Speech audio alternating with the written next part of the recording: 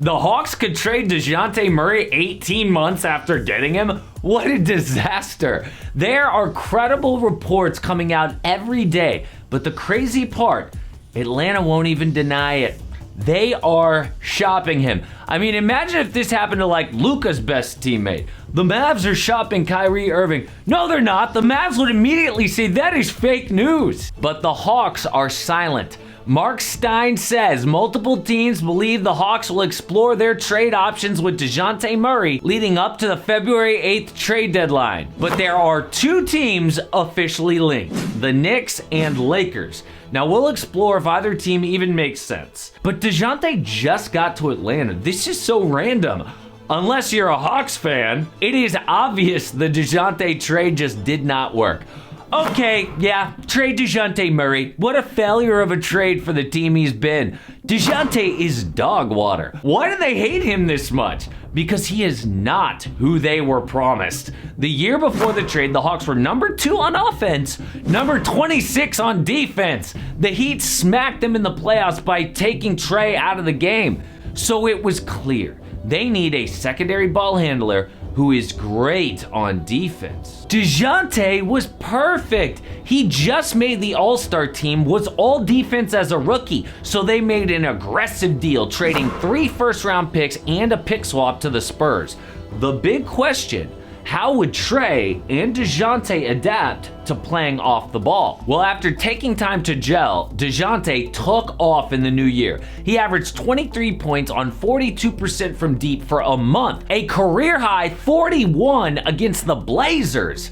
But he did not gel on defense. It was so obvious in the playoffs against Boston. No one could stay in front of a Celtic, especially Murray. His best trait was getting in passing lanes for steals, but if he's not doing that, his defense is bad. But the hope was a full year under new coach Quinn Snyder would help.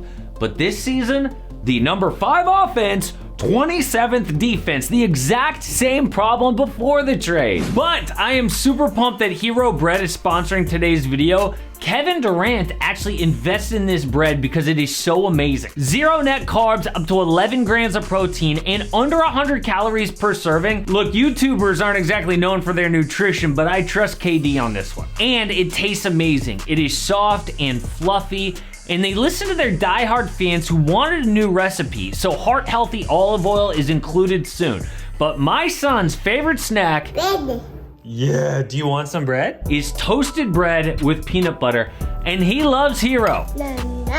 And you can get 10% off your first order. Just go to hero.co/am-hoops or use the promo code AMHoops. It really helps the channel, and you get 10% off amazing bread. Just look at close games. The Hawks are 6-13 in clutch situations because they can't stop a thing.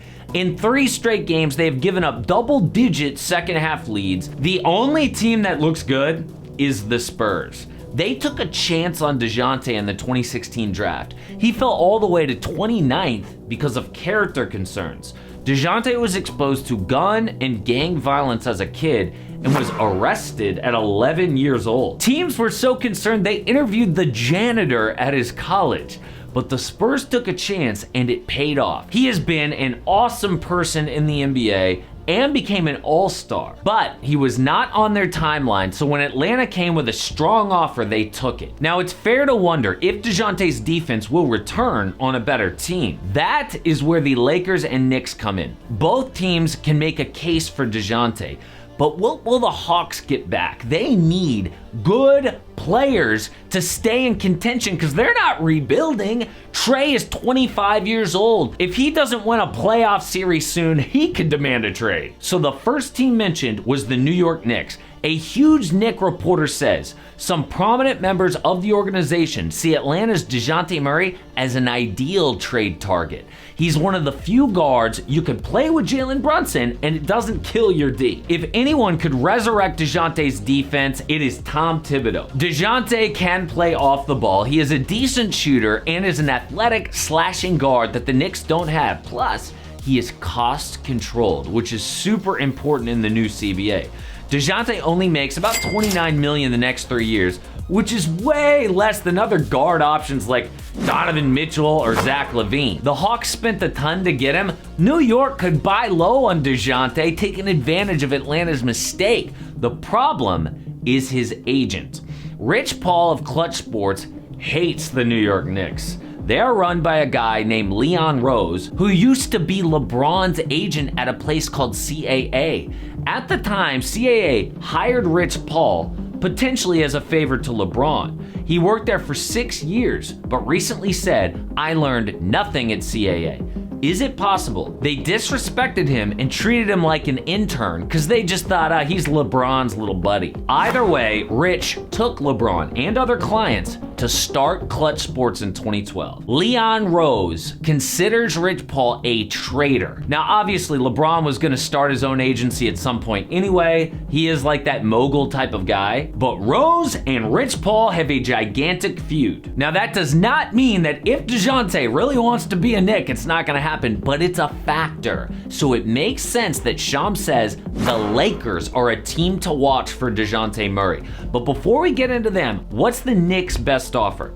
They get Dejounte and Clint Capella. The Hawks get RJ Barrett, Emmanuel Quickley, Isaiah Hartenstein, and 1 pick.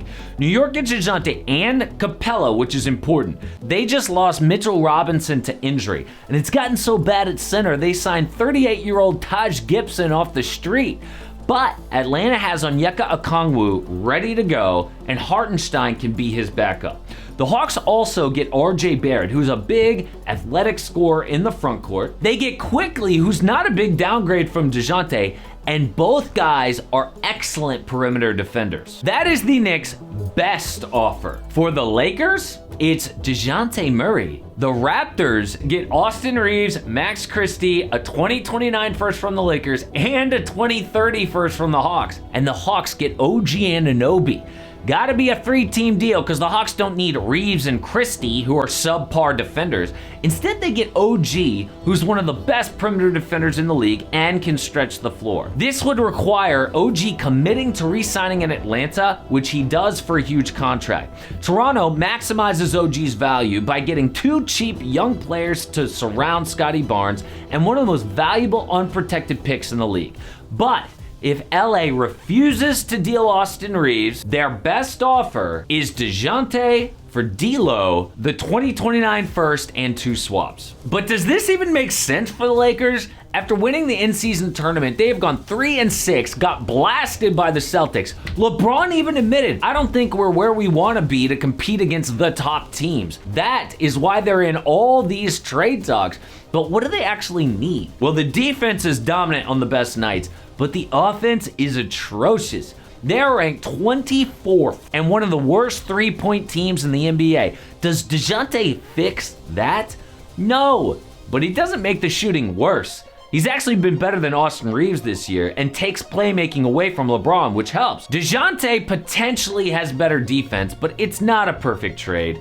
If anything, I see him going to the Knicks despite the whole Rich Paul CAA thing. I mean, especially if the Lakers are not willing to deal Austin Reeves, the Knicks have such a better trade offer, so if they really want Dejounte, they are getting him. But another guy who will get traded is Donovan Mitchell. The Cavs cannot afford to lose him for nothing. Rumors say he will not re-sign there. So Shams says 4 teams are in the mix, and I broke them all down.